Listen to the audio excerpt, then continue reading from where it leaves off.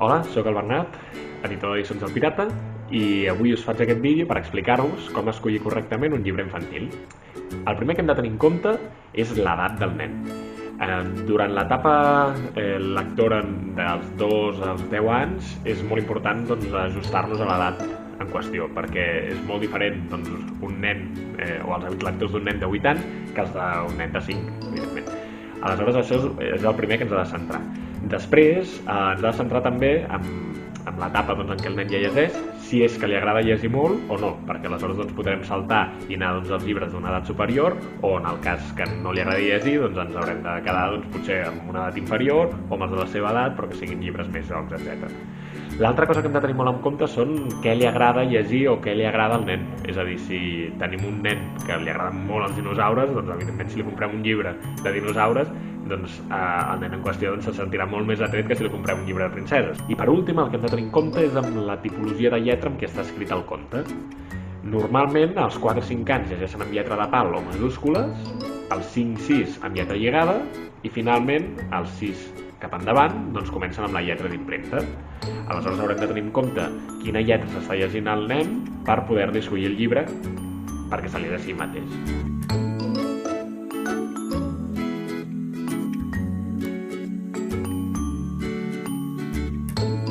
Per aquesta edat el que hem de tenir en compte és que són llibres bàsicament que estimulen els nens. Per tant, seran llibres de tela, llibres del bany, llibres que facin soroll o llibres com el de Bona nit, tots a dormir, que facin llum. És a dir, llibres amb què el nen es vegi estimulat. Per aquesta edat en qüestió haurem de tenir en compte sobretot que els llibres siguin de cartonet. Això vol dir que siguin d'aquests de cartró, que són gruixuts, d'acord? Per què? Perquè si els comprem a un nen d'1 o 2 anys un llibre amb fulls tradicionals, amb fulls més normals, ens duran 4 dies, d'acord? El que hem de tenir en compte és que les il·lustracions han de destacar sobre el fons. Per què? Perquè aleshores visualment al nen li és molt més atraient, d'acord? Altres tipus de llibre o consells que us donaria per aquesta edat és que siguin llibres que tinguin troquel, que siguin tàctils, és a dir, que els nanos puguin interactuar amb el llibre. Pels llibres de 2 a 3 anys podem tenir en compte diverses coses. La primera és que als nanos d'aquesta edat els agrada molt que els llibres siguin repetitius, és a dir, que segueixin una mateixa estructura que es vagi repetint. Per què? Perquè això els interpel·la a poder participar.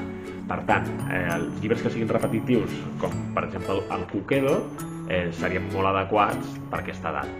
L'altra cosa que hauríem de tenir en compte és que els llibres que siguin molt divertits també sempre seran un èxit dintre d'aquesta edat, perquè als nanos el que els agrada és passar-s'ho bé. També és una edat en què podem incorporar els llibres que contenen certs valors, perquè ja els nanos tenen prou comprensió com perquè els entenguin. I finalment també és l'edat en què podem començar a introduir els clàssics. Pels nanos de 3 a 5 anys el que recomanem sobretot són àlbums il·lustrats. Aquí és l'edat d'or dels àlbums il·lustrats, perquè els nanos ja tenen prou comprensió i aleshores el que volen sobretot és que els llibres resultin atractius visualment. Aleshores, per exemple, llibres que incloguin animals, que siguin divertits i que siguin àlbums il·lustrats amb molts colors serien totalment adequats per a aquesta edat. Després seguim amb una edat en què els nanos són molt permeables a les emocions i als valors. Per tant, qualsevol llibre que els inclogui algun valor determinat seria molt recomanable. També és una edat en què els nanos poden començar a jugar, a buscar coses, etc. Per tant, els llibres que amaguin algun objecte dintre de les il·lustracions que els nanos hagin de buscar serien molt recomanats.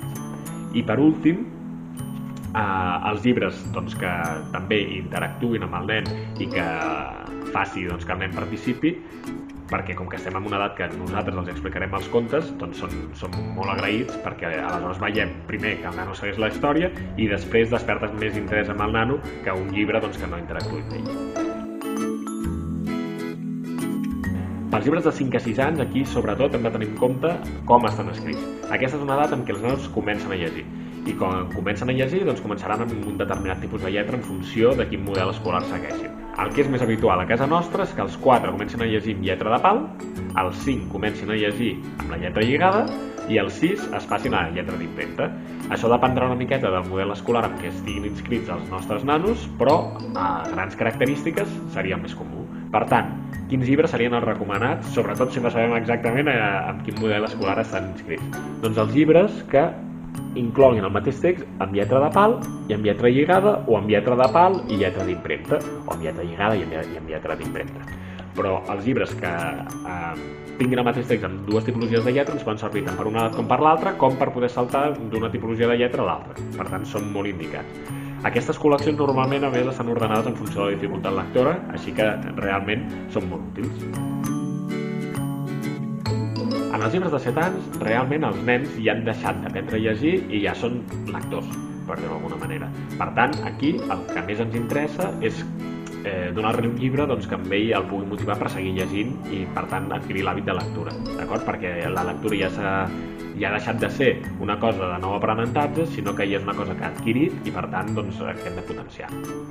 Aleshores, en aquesta edat hi ha una tipologia brutal de llibres, d'acord? Què us recomanem?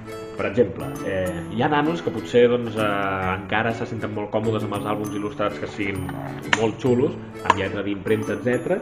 Això podria ser un primer tipus de llibre que es podrien seguir llegint, d'acord? Que siguin àlbums il·lustrats amb lletra d'impremta perquè ells mateixos se'l puguin llegir, que és la tipologia de lletra que s'estaran llegint en aquesta edat, i que siguin visualment molt atraients per tal que el nano se senti identificat amb el llibre. Després, nanos que no els agradi llegir massa, els podem incorporar a la lectura a través de llibres-joc. Per exemple, un clàssic, no? El gran llibre de les 7 diferències del Picanyol o qualsevol, com podrien ser el Wall-E o el Chunguit. El que passa per això és que la gràcia que té més és que incorpora un text que els nanos poden llegir. Sí que és per buscar les 7 diferències entre les dues il·lustracions, però els nanos també podran llegir. Per tant, els hi colem el joc, no? I a la vegada els hi donem lectura.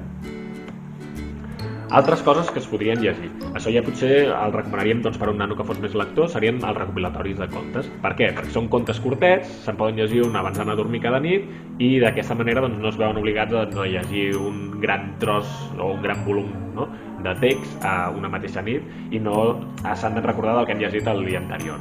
Per tant, Papa dibuixa'm un conte podria ser, o qualsevol dels reculls de contes, podria ser una bona opció. Preferentment que siguin molt il·lustrats, això sempre per aquestes edats.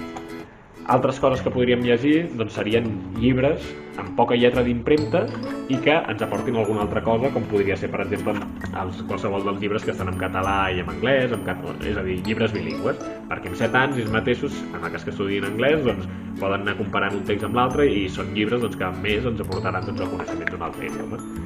I finalment ja els hi podrem introduir llibres amb més text, tot i que és molt necessari sempre que hi hagi molta il·lustració, ja siguin o llibres amb il·lustració a tot color o llibres en blanc i negre. Per què? Perquè a la llarga els llibres que tots ens acabem llegint són en blanc i negre i per tant està bé que sigui un procés gradual.